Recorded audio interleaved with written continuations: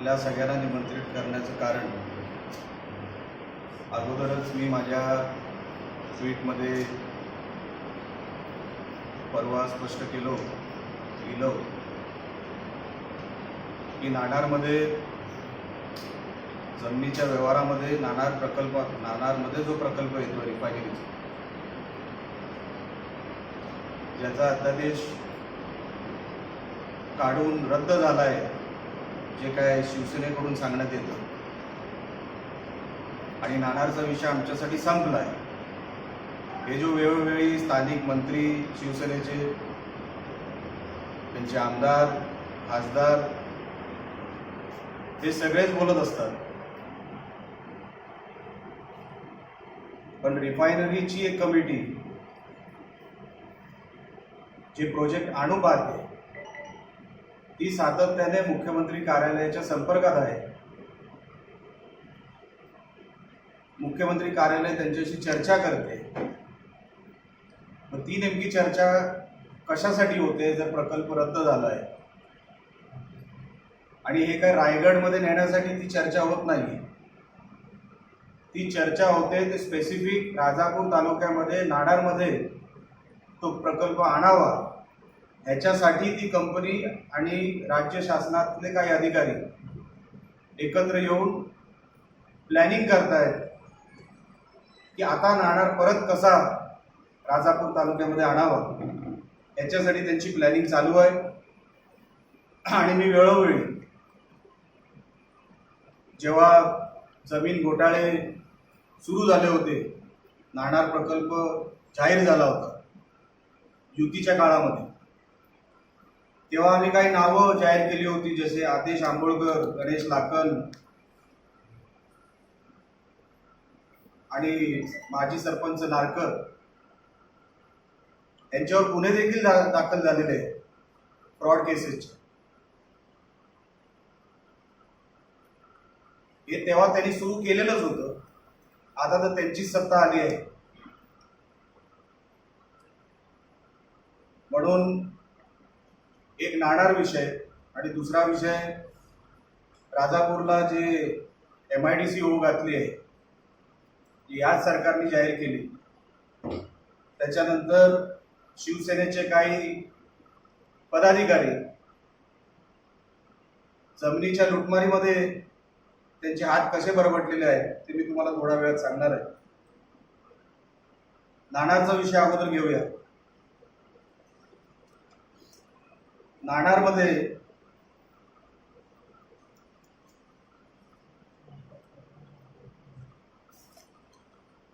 Swiggy developers नावाची company आहे. ती सुगी डेव्हलपर्स ची एक संचालक निशांत सुभाष देशमुख हे डायरेक्टर आहेत त्या कंपनीचे, आणि ते उद्धव ठाकरेंच्या आत्ताच्या मुख्यमंत्र्यांच्या हा माणूस निशांत देशमुख मावशीचा मुलगा लागतो. याची जवळपास 1400 एकर जमीन चे व्यवहार ऑलरेडी झालेले आहेत. दीपक वांगणकर नावाच्या एका व्यक्तीकडून यांनी राहण्यासाठी, ऑफिस चालवण्यासाठी जागा घेतली. याचा स्टाफ इथे फुल टाइम कार्यरत होता, पण या लॉकडाऊनच्या काळामध्ये ऑफिस बंद करून ते निघून गेले. आणि आता त्या ऑफिसमध्ये तुम्हाला कोणी सापडणार नाही. हा व्यवहार ज्यांनी केला, ॲडव्होकेट कावतकर हे कोदवलीला आहे, कोदवलीचे आहेत. सगळे ॲग्रीमेंट, कारण का सुगी कंपनीने ह्या ॲडव्होकेट यांना अपॉइंट केलं होतं.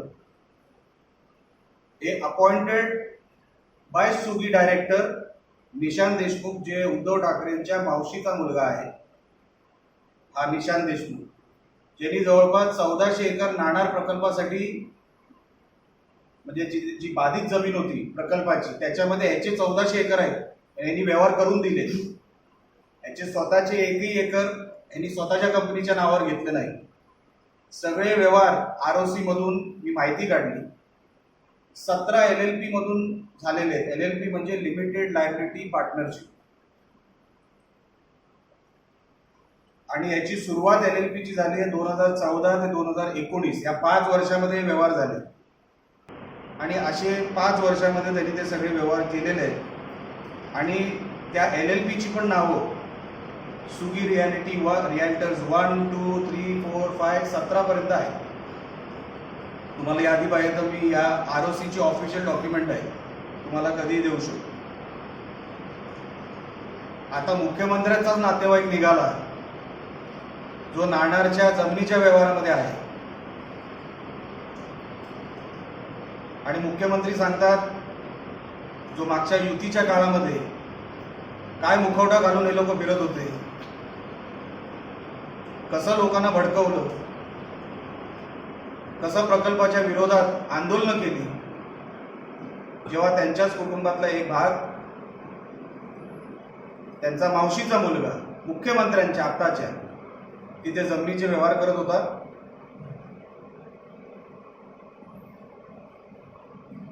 आणि दुसरं रुचा डेव्हलपर्स म्हणून एक दुसरी कंपनी आहे जी पुण्याची कंपनी आहे. आणि याची अगोदर सुगीबद्दल तुम्हाला परत एक सांगतो. ॲडव्होकेट कवतकर राजापूरचे सगळे एग्रीमेंट ह्या ॲडव्होकेट कवतकरांनी केलेले. करोनाच्या काळामुळे मी ती परेड आणली नाही लोकांची, ज्यांनी सुगीबरोबर सुगीला मध्यस्थी ठेवून ब्रोकर ठेवून समोरच्या लोकांबरोबर व्यवहार केलेले आहेत. आणि हे गुप्ता शाह हे सगळे परप्रांतीयांबरोबर केलेले व्यवहार आहेत. म्हणजे त्याच्यातले स्थानिक 10% पण नसतील किंवा महाराष्ट्रातले 20% असतील, 80% हे सगळे परप्रांतीय आहेत. गुप्ता, शुक्ला हे सगळे आहेत. ते मी येतो, त्यांची नावं पण आहेत.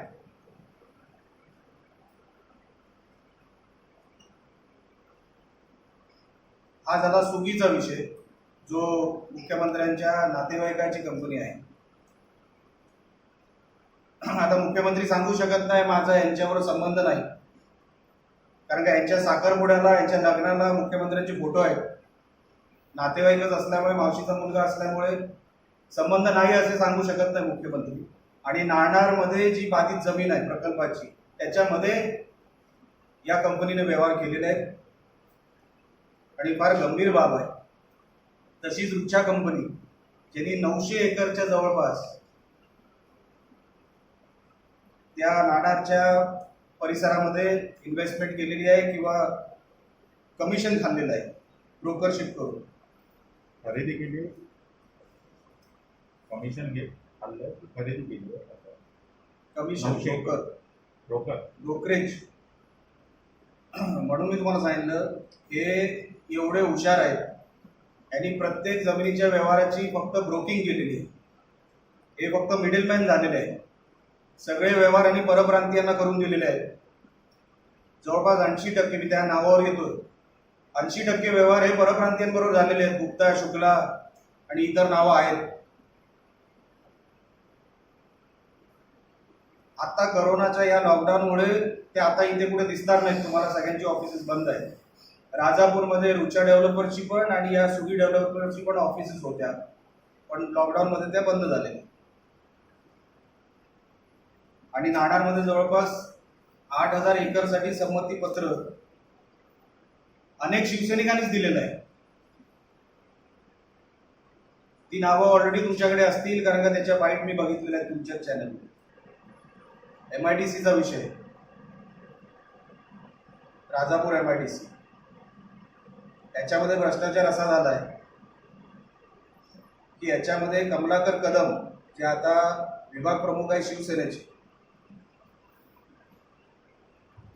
त्यांनी उपळे परिसरामध्ये 36 एकर जमिनीवर स्वतःचं कुळ म्हणून नाव लावलं आहे.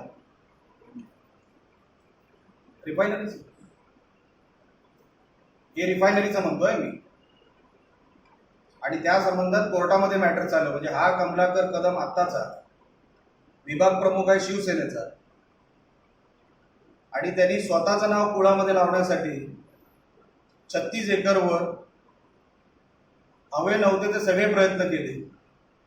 मॅटर आता कोर्टात गेलेला आहे, पण कमलाकरच्या विरोधात ज्या मोंडकरांची जमीन होती त्यांनी त्यांची प्रतिक्रिया पाठवलेली आहे. ती प्रतिक्रिया आपण ऐकून घ्या. मध्ये कमलाकर कदम आहेत रिफायनरीच्या जमिनीत, आणि सगळे शिवसैनिक सांगतायत की आमचं त्या प्रकल्पाला विरोध आहे, आणि यांचेच विभाग प्रमुख, यांचेच शहर अध्यक्ष, सगळ्या प्रकल्पावर लुटमार चालू. आता विषय राहिला त्याचा आपला ह्याचा राजापूर MIDC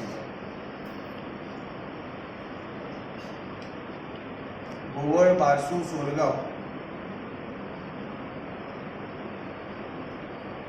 या सगळ्या परिसरामध्ये MIDC येणार असं जवळपास नक्की झालेलं आहे.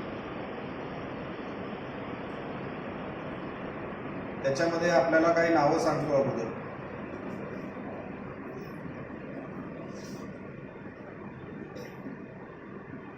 संकेत खडपे जे शिवसेना राजापूर शहर युवा अधिकारी आहे. गजानन कोळवणकर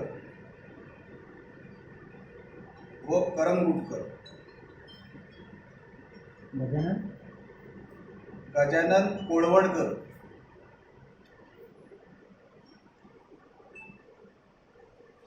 हे शिवसेनेचे पदाधिकारी आहेत. त्यांनी स्वतःच्या नावावर पॉवर ऑफ अटर्नी लिहून घेतली शेतकऱ्यांकडून,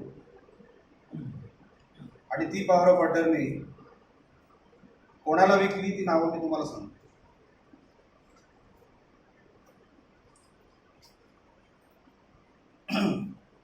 विषय थोडक्यात सांगतो. काही बंद सातबारे असतात ज्याला शासन बंद म्हणजे बंद सातबारे म्हणून घोषित करतो. त्या सातबाऱ्यांवर विक्री अलाउड नसते, सेल अलाउड नसतो, व्यवहार अलाउड नसतो. बंद सातबारे ज्याला आपण म्हणतो. आता तिकडचा रजिस्ट्रार आता तिकडेच त्या पोझिशनवर आहे का नाही मला माहित नाही. कदाचित मला असं कळलं हे सगळं व्हायच्या अगोदर त्याला वाटतं 2 दिवसा अगोदर रजेवर पाठवला, किंवा तो त्याच्या बदल्यात दुसरा कोणतरी आला. 68/3 पासून 68/8 या बंद सातबाऱ्यांची खरेदी झालेली आहे. हे सगळं राजापूर बाधित त्या MIDC बाधित एरियाचं सर्वे नंबर मी तुम्हाला सांगतो. हे बंद केलेले सातबाऱ्या शासनाने, याचा सेलला परवानगी नाही. तरी पण तिकडच्या तहसीलदाराने आता प्रांताकडे ती केस आहे, पण प्रांताकडे पण त्याचा निकाल लागू शकत नाही, कारण का ते आयुक्तांपर्यंत गेलं पाहिजे. तोपर्यंत ह्या बंद सातबाऱ्यांचा निकाल लागू शकत नाही, आणि कदाचित आयुक्त पण रिफर टू मिनिस्टर केल्याशिवाय ह्या बंद सातबाऱ्यांना पर्याय नसतो. आता तुम्हाला 68 हिस्सा नंबर अमुक अमुक असं मी तुम्हाला नाव सांगतो.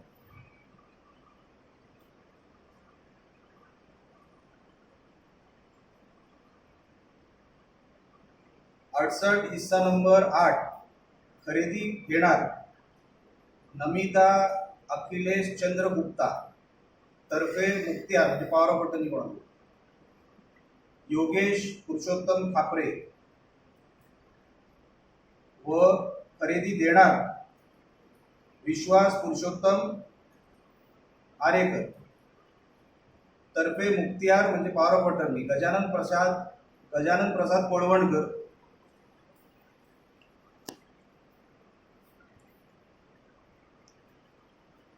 $68 हिस्सा नंबर 6 खरेदी घेणार राहुल गोपाल शर्मा तर्फे मुक्तियार योगेश खापरे.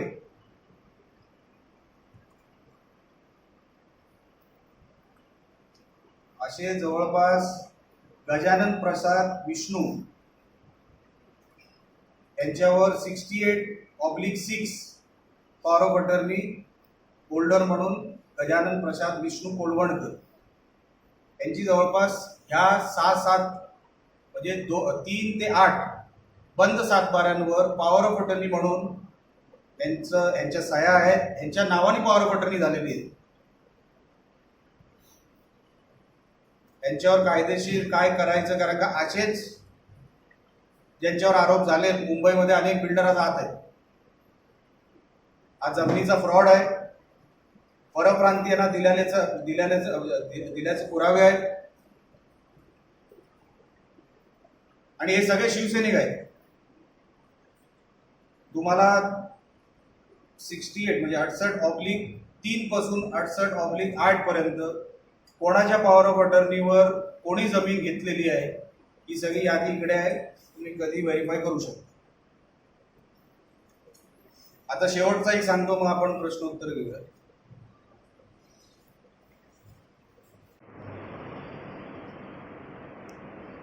लक्ष्मण बाबू मांडवकर यांनी केस केलेली आहे, याच कोलवणकर आणि या सगळ्या पार्टींवर केस केलेली आहे की गावामध्ये दुसरा कोणतरी लक्ष्मण मांडवकर, बाबू मांडवकर शोधला आणि त्याच्या नावावर ती जमीन चढून परस्पर हे लोकांनी बाहेरच्या बाहेर व्यवहार केले. ती केस पण त्याच्यावर इंजंक्शन लागलेलं आहे. थर्ड पार्टी व्यवहार कोर्टाने आदेश दिलेले आहेत की बंद करा. आणि ह्याच्यामध्ये पण पार्टी ते शिवसेनेवाले आहेत. हे सगळे पदाधिकारी सांगतोय मी तुम्हाला. आता ह्यांचा बॉस कोण यांना पैसे देतोय, कोण व्यवहार करायला सांगतोय, आमदाराबरोबर किती, खासदाराबरोबर किती, मंत्र्यांबरोबर किती आणि शिवसेनेमध्ये किती गट आहेत ते तुम्हाला माहिती आहे.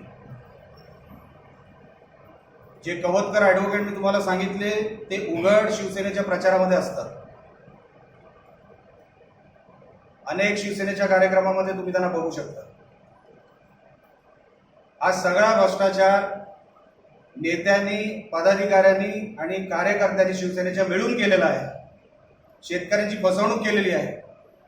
जेव्हा एकरी भाव 5 लाखाच्या वरती जायचा, हे लोक व्यवहार बंद करायचे, पुढे ढकलायचे आणि भाव खाली आला, एकरी 3-4 लाखावर आला की हे लोक परत थाट टाकायचे. हे सगळे शिवसेनेचे पदाधिकारी आहेत ज्यांनी परप्रांतीयांना आपल्या म्हणजे शेतकऱ्यांकडून घेऊन परप्रांतीयांना दिलेले आहेत. त्याची यादी मी तुमच्या समोर ठेवलेली आहे. त्यांचा विभाग प्रमुख शिवसेनेचा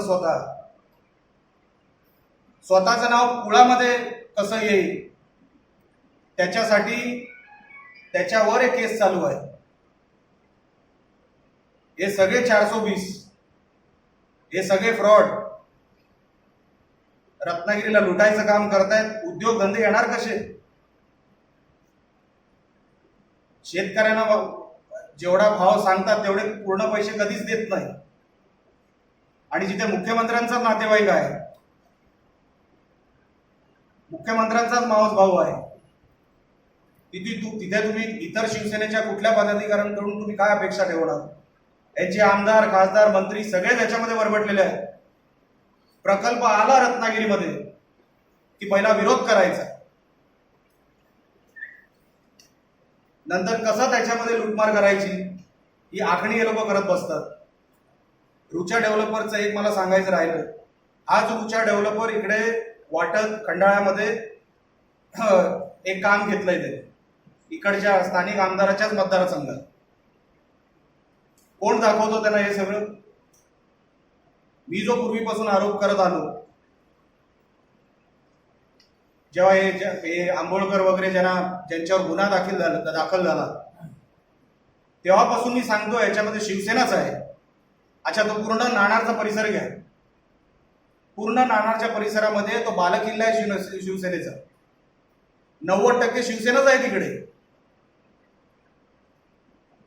मग हे बाहेरचे परप्रांती येतील कसे? आम्ही तेव्हाही सांगत होतो हे आणले गेले आहेत, हे स्वतःहून आलेले नाहीयेत. आणि आता या यादीमधून हे सिद्ध झालेले आहे की यांना स्थानिक शिवसेनेचे पदाधिकारी आणि त्यांचे वरचे बॉस जे कोण आमदार खासदार असतील त्यांच्या आशीर्वादाने हे परप्रांती आतमध्ये रत्नागिरीमध्ये घुसले, जमिनी घेतल्या आणि आज शेतकऱ्याला काहीच नाही. कवडीमोल भावाने घेतली, तो बिचारा शेतकरी तसाच, जमीन पण गेली, पैसे पण फुटाने मिळाले. अशा परिसरामध्ये, अशा परिस्थितीमध्ये हे सगळं तुमच्यासमोर आणणं, हे ठेवणं, रत्नागिरीच्या जनतेला कळणं, मला असं वाटलं केलं पाहिजे. आणि ह्याच्यावर जी काही कायदेशीर बाब आहे की पुढे आम्ही काय करणार, की कोर्टामधून यांच्यावर कशी कारवाई करता येईल, कारण का शासन यांच्यावर काय कारवाई करणार नाही. पेंडिंग असताना प्रांताकडे ऑर्डर पेंडिंग असताना ह्यांनी व्यवहार केलेले आहेत. मग सामान्य गरीब शेतकऱ्यांनी न्याय कोणाकडे मागावा? प्रांताकडे ऑर्डर पेंडिंग असताना जर हे जमीन खरेदी विक्री करत असतील तर एक भयानक परिस्थिती रत्नागिरीमध्ये आहे. ती आत्ताच जर थांबली नाही तर कोणच गरिबाला वाली राहणार नाही. आणि म्हणून याच्यावर कायदेशीर मार्ग काढू, कोर्टातून ह्यांना कसं, ह्यांना फ्रॉड केसेस किंवा यांच्यावर कशा केसेस टाकता येतील, कारण का मुंबईमध्ये अशाच केसेसवर लोकांना जेल होते. मग ह्यांना का होऊ नये, त्याच्यासाठी कायदेशीर वकिलांशी बोलून कारवाई सुरू करणं. आपल्याला काय विचारायचं असेल आपण विचारू शकतो. प्रोजेक्ट नानाचा प्रोजेक्ट आहे तो आता केंद्र सरकारने येस म्हटलं, राज्य सरकारने थांबवलंय निवडणुकीच्या काळात. पण त्याची टाइम पण किती आहे? 5 वर्ष 10 वर्षात जर तो केला नाही पूर्ण तर तो निधी परत जाईल का? त्या जपानवर जो करार झालाय नानाच्या संदर्भातला, ते पैसे परत जाणार का किंवा काय या संदर्भात? नाही, ह्यांनी रद्द झाला असं जाहीर केलं कोणी, ठाकरे सरकारने. आता जर त्यांना रिॲक्टिवेट करायचं असेल, म्हणून मी सुरुवातीला सांगितलं, ह्या ज्या मीटिंग चालू आहेत ना त्या प्रकल्पांच्या अधिकाऱ्यांबरोबर, हे परत रिस्टार्ट करण्यासाठी चालू आहे. म्हणजे लक्षात आलं, आता 8,000 लोकांची संमतीपत्र आली, जमीन पण 2-1 वरती खाली तेवढीच त्यांना गरज आहे. 8,000 प्लस 2-1 अशी काहीतरी गरज आहे. म्हणजे संमतीपत्र 8-1 एकरचं ऑलरेडी त्यांच्याकडे आलेलं आहे. म्हणजे जमिनी आल्या. आता सरकारला दुसरं काय करायचं आहे? केंद्र सरकारशी बोलून एग्रीमेंटच करायचं आहे कंपनी बरोबर. पण ते सरळ मार्गाने करू शकत नाही, कारण का त्यांनी विरोध एवढा केलाय. म्हणून हे शिवसैनिक इकडे तिकडे जमीन विकत घेऊन ताबा घ्यायचा आणि नंतर लढायलाच कोण समोर राहणार नाही. मग सांगायचं सगळ्यांनी मान्य केला प्रकल्प, आणि म्हणून ठाकरे सरकार तुम्हाला हे प्रकल्प आणून देतं. म्हणजे तुम्हाला म्हणजे विरोधच ठेवायचा नाही. विरोध करणारी शिवसेनाचा आता प्रकल्प आणायचा प्रयत्न आहे. 8,000 एकरच्या संमतीपत्रामध्ये 6-1,000 5-1,000 शिवसैनिकांचीच असतील. तिथे गावाची गावं शिवसेनेची आहे. तिथे दुसरा पक्ष किती? 10% आहे हो. बीजेपी किती, काँग्रेस किती? 10%. तो जर परिसर तुम्ही जर बघितला, 90% शिवसेना आहे. पहिला विरोध जो होता, पहिला जो विरोध होता मुक्त पक्षीय होता, स्थानिक लोकांचा नव्हता. पहिलं भासवलं गेलं की विरोध आहे. हे शिवसेनेची स्टाईल आहे. पहिलं भासवलं की आम्ही पण तुमच्या बरोबर आहे, जसं एनरॉनला केलं, जसं जैतापूरला केलं. नाहीतर हे सगळे परप्रांतीय घुसले कसे कोकणामध्ये? हे तुम्हाला मी नावासकट, गट नंबर आणि हिस्सा नंबर सकट दिलेले आहेत. आणि पॉवर ऑफ अटर्नी देणारे शिवसैनिक आहेत. खासदार आणि आमदार कोण?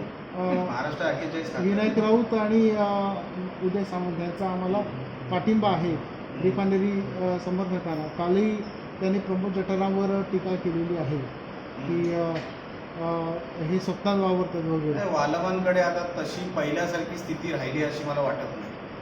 आणि दुसरं, जर वरतून काय ठरलं तर मला वाटत नाही खासदारांची तेवढी किंमत आहे की उद्धव ठाकरे फोन करून यांना सांगत असतील की बघा राऊत साहेब असं असं मी करतो. एवढी किंमत राऊतांची नाही आहे. म्हणून मंत्रालयात काय घडतं किंवा वरच्या लेवलवर काय घडतं हे खासदाराला कधीच माहीत नसतं. तो गल्लीतला खासदार आहे. आणि म्हणून टपोरी खासदाराला न सांगण्याचं काम आता सध्या शिवसेनेने हाती घेतलं. त्यांना काहीच माहीत नसतं. आता ही जी बातमी मी तुम्हाला सांगतोय की उच्चस्तरीय ज्या काय बैठका होतात मंत्रालयामध्ये, ही मीडियाच्या रिपोर्टच्या आधारावर सांगतो. ते कधी माझ्याकडून तुम्ही क्लिपिंग घ्या की मुख्यमंत्री कार्यालय, आणि ते पण डायरेक्ट CM ऑफिस, इतर कुठलंही नाही. आणि ह्याला कोण सांगणार राहू काय? कशाला उगाची काळी मांजरी प्रकल्पाबाबत सरकारला की आमची संमती आहे, तुम्ही आमची जमीन घ्या. पण ह्याच्यात त्यातले शिवसैनिक अर्धे असतील, म्हणजे तिथले लोकल लोक ज्यांनी कोणाला दिली असतील. अहो तो भागच पुरा शिवसेनेचा आहे. मी सांगतोय काय, जिल्हा परिषद सदस्य मंदार शिवलकर यांनी त्याला विरोध केला होता, म्हणून शिवसेनेने त्यांना काढून टाकलं. त्यांचं म्हणणं होतं की आम्ही प्रकल्पाला जमिनी देतो. अजून काढून नाही टाकत. मी ऐकून घ्या. मग त्यांना काढून टाकलं होतं म्हणजे ते काढून नाही टाकलं. नाही टाकले का म्हणजे त्यांना पक्षात ठेवणार नाहीत वगैरे असं काढलं नाही. मग ते अजून आहेच. हो त्यांनी विरोध केला होता हो, म्हणून. ते सगळे शिवसेनेच्या कार्यक्रमात असतात. तुम्ही कॅमेरा फक्त इकडेच लावता, तिकड्याला लावता. मुंबई पोलिसांनी राजकीय लोकांच्या मुलांना अटक केली. नेमकं काय ड्रग्ज प्रकरणात नाही, शिवसेनेच्या उपनेत्याच्या मुलाला ड्रग प्रकरणात ताब्यात घेतलेलं आहे मुंबई पोलिसांनी. कोणी कोणाच्या मुलाला घेतलं? शिवसेना उपनेत्याच्या मुलाला हा, असे कोण नाव काय? नाव नाही दिलं, रार वेपला आहे त्या संदर्भात विचार. हा. तुम्ही पहिल्यापासून तोच आरोप करताय की याच्यात राजकारण जे नेमकं काय आहे ते. मेन ड्रग घेणारच कलानगरमध्ये बसलाय. त्यालाच उचला हवं होतं. बाकी फुटाने कसले उचलत नाही.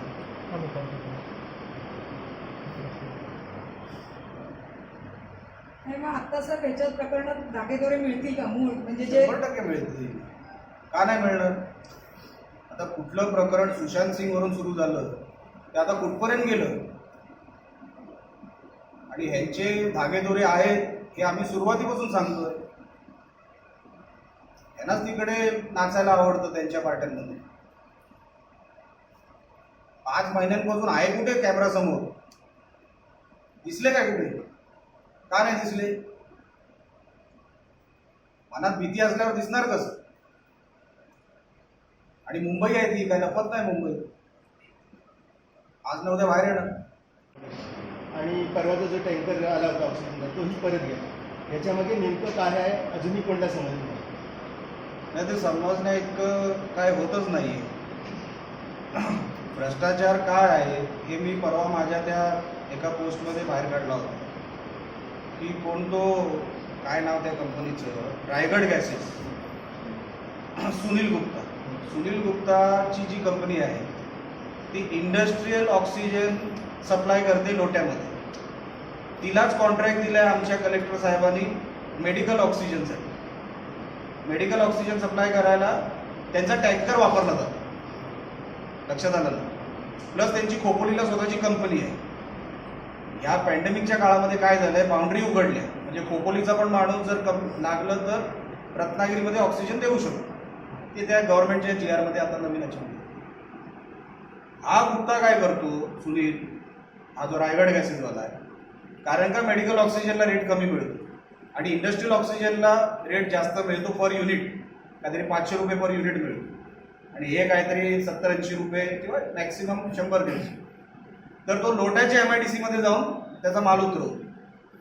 आणि परवा इकडे जेव्हा माल आला होता, टँकर आला होता, तेव्हा त्यांनी चीफ सेक्रेटरीकडून किंवा मंत्रालयातून कोणाकडून तरी फोन केला, कलेक्टरांवर प्रेशर टाकला, तो टँकर गेला परत लोट्यामध्ये आणि तिकडे इंडस्ट्रियल भावामध्ये तिकडे ऑक्सिजन उतरवलं.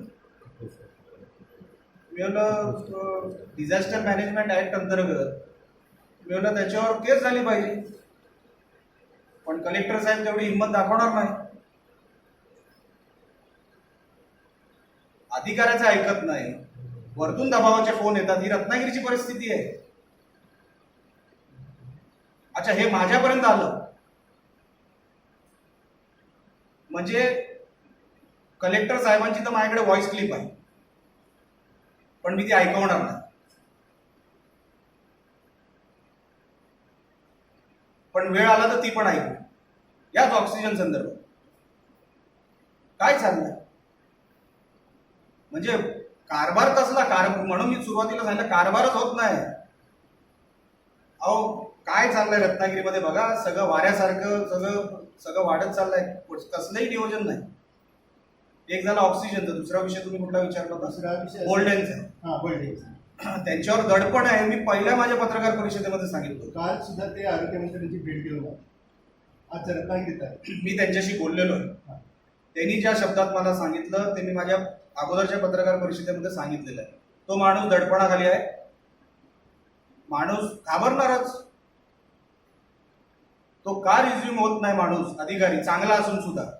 अच्छा, यांची लायकी आहे काय अधिकारी चांगले भरायचे? यांना कोविड सेंटर एक उभं करायला, ते लॅब उभं करायला या लोकांना 5 महिने गेले. चांगले अधिकारी आहेत पण त्यांच्यावर दडपण असल्यामुळे साहेब मी काम कशाला करू, माझ्यावर हे परत काय झालं होतं, हे जे काय खरेदी होती त्यांच्यावर दडपण कसलं आहे, भ्रष्टाचार आहे त्याच्यात. जी खरेदी होते त्या खरेदीमध्ये शेवटची सही CS ची असते. न विचारता जर म्हणजे जर खरेदी केली असेल आणि यांना सांगणार तुम्ही सह्या मारा, ते बोलले मी नाही मारणार. म्हणजे उद्या जर काय आमच्यासारखी लोक मागे पडली तर आम्ही कोणाला धरणार? शेवटची ज्याची सही आहे. भ्रष्टाचार झाला म्हणून बोलडे नावाचा अधिकारी आज साईडला गेला किंवा म्हणजे ते रिझ्यूम होत नाही. त्यांच्यावर दडपण आहे की उद्या हे सगळा भ्रष्टाचाराचा आरोप. अहो कशात भ्रष्टाचार नाही झाला रत्नागिरीमध्ये? दारूच्या बाटल्यांवर पण भ्रष्टाचार झालाय. इलिगल दारू किती विकली गेली रत्नागिरीमध्ये?